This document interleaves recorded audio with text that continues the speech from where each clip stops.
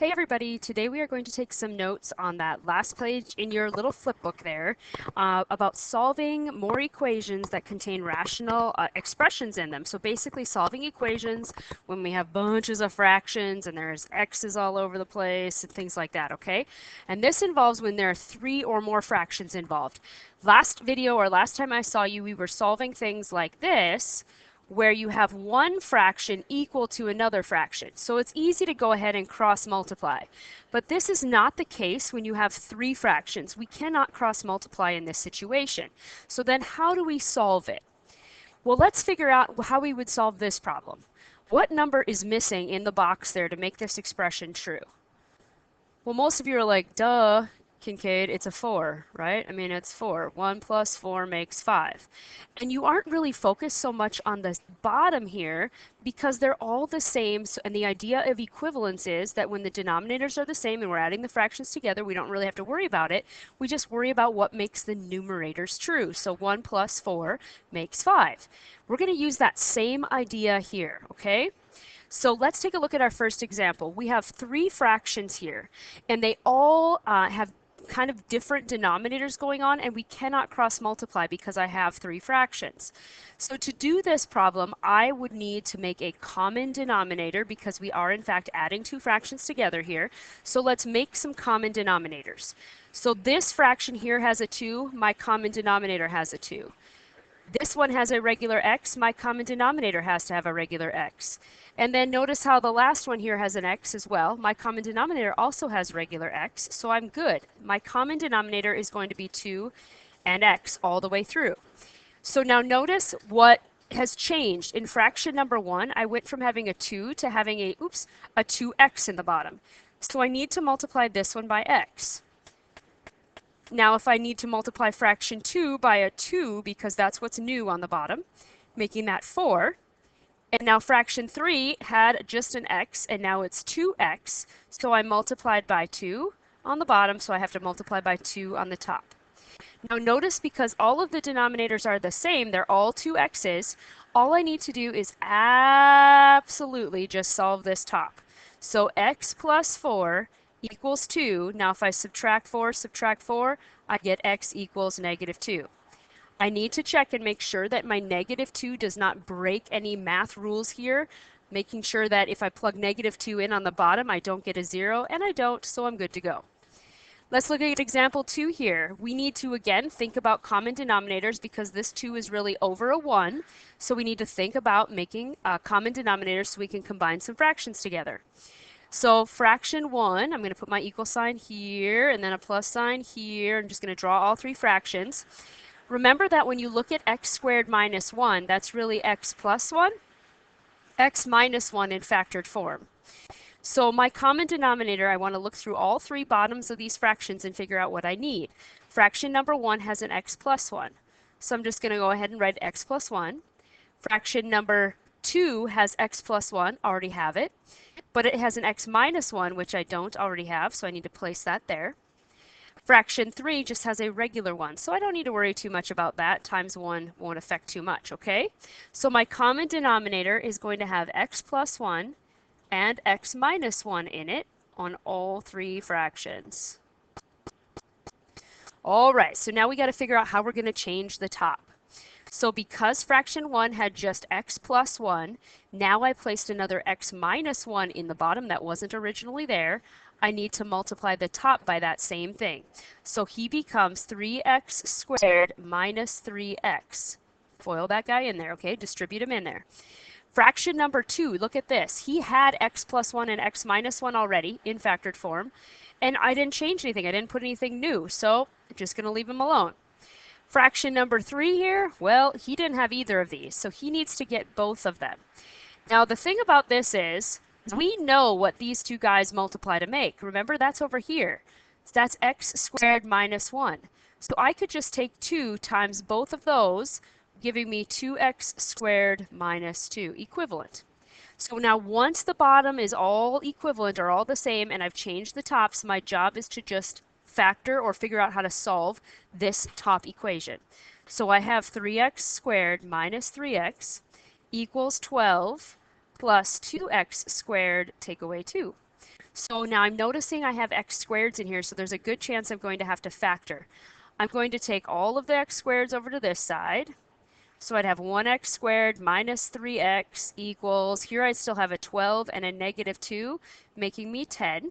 So if I move everybody to one side here, I have x squared minus 3x minus 10 equals 0. And now I need to split this guy apart. X, x. What multiplies to make negative 10 but would add to make negative 3? Negative 5, positive 2. So my two solutions are x equals 5 and x equals negative 2. Now, do either of those give me a 0 in the bottom of the fraction? No. If you put a 5 here, nope, that's a 6. When I add them together, you're good. Negative 2 here even doesn't add together to make 0. So that's good. My two answers are both going to work out. Okay, let's look at example 3 here. We have to make some common denominators again because we technically have 3 fractions. So I'm going to place this one over 1. And we're going to go ahead and make a common denominator with all the pieces that I need. So I'm going to go subtract sign, this equals this. Okay, what does my common denominator need? Well, I need a 1, right? Well, that's not too crazy. I need an x minus 5, and I need a regular x. Usually I put my regular x out in front, so I'm just going to take it times that 1 there. There we go. So my common denominator has all of those parts. And now I just need to change the top. So this guy needs to get multiplied by an x and an x minus 5 because that's new to him. It wasn't on the bottom originally. So if you take 1x times that and that, you get x squared minus 5x. This guy needs to be multiplied just by an x because that was new to him, right? He already had the x minus 5, but the x is new. So this becomes 8x. And this guy I'm going to multiply times x minus 5, giving me 3x minus 15.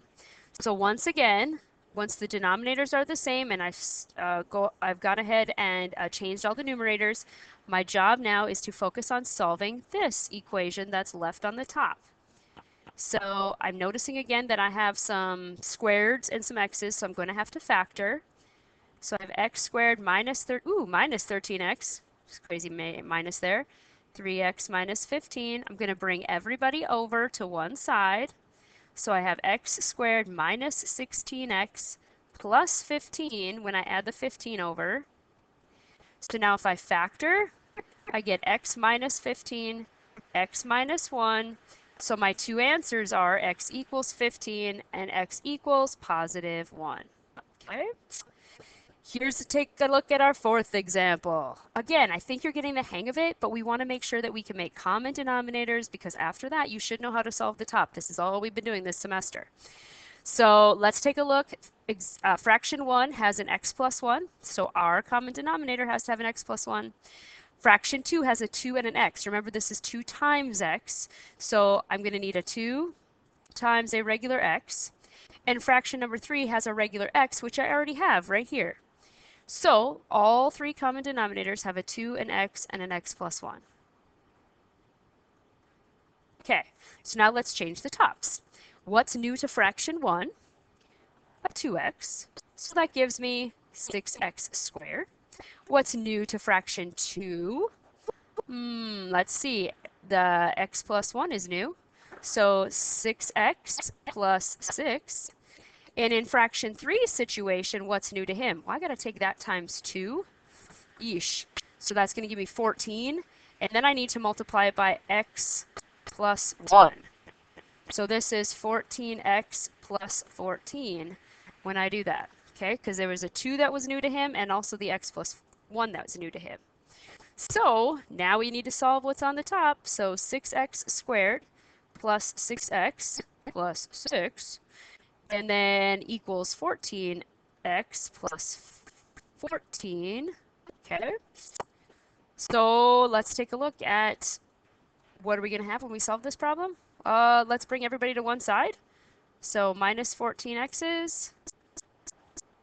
Okay, 6x squared minus 8x.